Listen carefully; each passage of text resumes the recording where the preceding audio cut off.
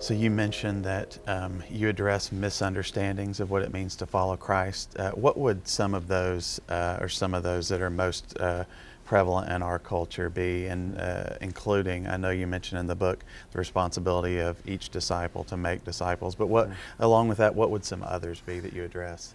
Yeah, so that's good. When I started to write Follow Me, part of me, I'd written in chapter 5, Radical, talked a good bit about disciple making, and I wanted to write a book more intentional about disciple making.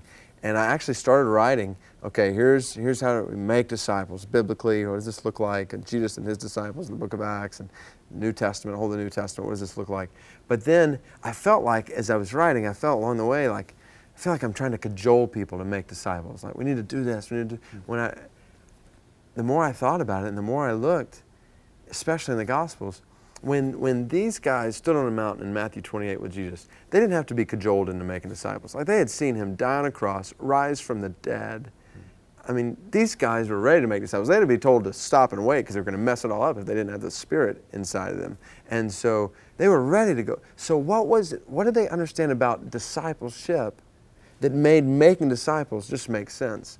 And so that's where I kind of went back and said, okay, maybe we're not aggressively making disciples of Jesus because we've misunderstood what it means to be a disciple of Jesus in the first place. And so there's definitely, I am burdened, no question, by the reality that scores of people in our culture and in contexts around the world, scores of people culturally identify themselves as Christians who biblically are not followers of Christ. And some people say, is that possible? I think it's not just possible. I think according to Jesus, it's probable. I mean, he said at the end of his most famous sermon, many will say to me on that day, Lord, Lord, we not do all these things in your name. Many will say to me, many, he used the word many. And he says, I will tell them I never knew you, away from me. So not everyone who says to me, Lord, Lord, will enter the kingdom of heaven. Only he who does the will of my Father is in heaven. So what does it mean to follow Jesus? So we need to ask that question biblically. What does it mean to follow Jesus? And so I want to ask that question. So I'm burdened there, and then I'm burdened on another level when it comes to disciple making. The spectator mentality that sometimes pervades the church, oftentimes pervades the church, that I'm just zealous to war against. The Spirit of Christ is in every single believer, has empowered every single follower of Christ to fish for men. And so you've got this great commission to go baptize teach in all nations. We've turned it into a comfortable call to come, be baptized, and sit in one location. And so I'm burdened on that level.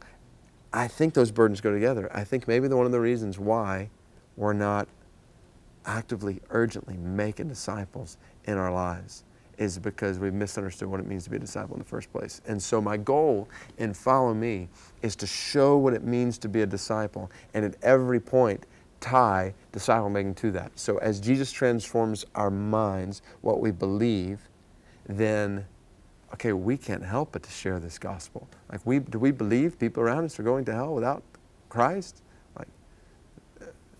Any kind of love for people will compel us then to share the gospel with people. Do we desire that? As Jesus transforms our desires, he gives us a desire to see the gospel spread, the glory of God made known. We love the glory of God more than our own lives as disciples of Jesus. Our will is now abandoned. It's not, Lord, what is your will for my life? It's, Lord, I know your will. It's revealed in your word. How can my life best align with your will? And then relationships in the church, like we talked about some, commit yourself to the church to glorify Christ. And then our whole purpose in the world, the way that plays out here and among the nations. And so to show how as he transforms us, he compels us to make disciples. And we begin to realize that from beginning to end, New Testament Christianity, to be a disciple is to make disciples.